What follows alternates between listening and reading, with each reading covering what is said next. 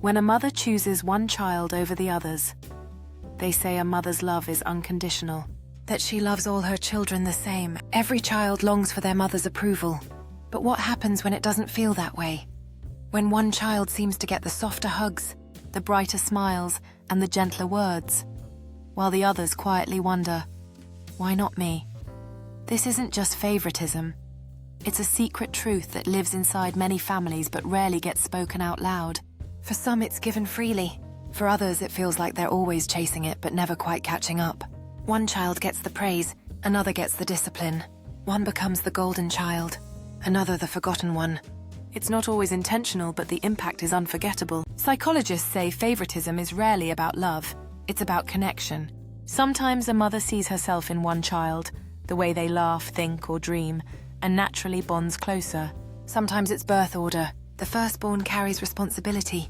The youngest gets the softness. Sometimes it's about circumstances. A sick child or one who needed extra care may receive more attention. But beneath it all, it's often about reflection. Mothers are human, and they gravitate to the child who reflects back what feels most familiar or what feels most healing. But here's the part no one likes to admit. The other children notice. They notice the subtle differences. The longer eye contact, the warmer tone of voice, the quicker forgiveness. And with every difference, a silent scar forms.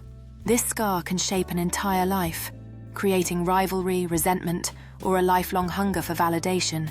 It's not just about childhood. It follows into adulthood, into careers, into relationships. The wound of feeling less loved can echo for years. Most mothers don't want to admit it. Many don't even realize it. They carry guilt sometimes in silence because they do love all their children, but love is not always shown equally. Sometimes favoritism is unspoken survival.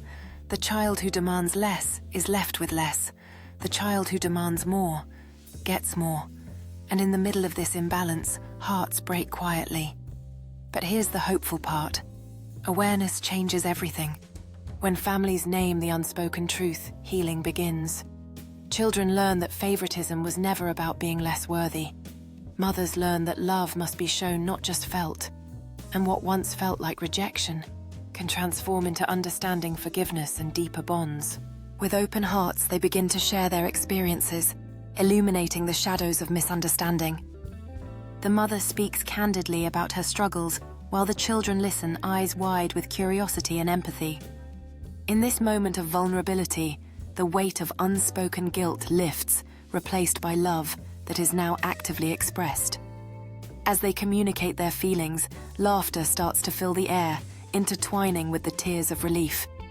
This moment marks the beginning of a new chapter, one where every heart feels valued, cherished, and part of a united family.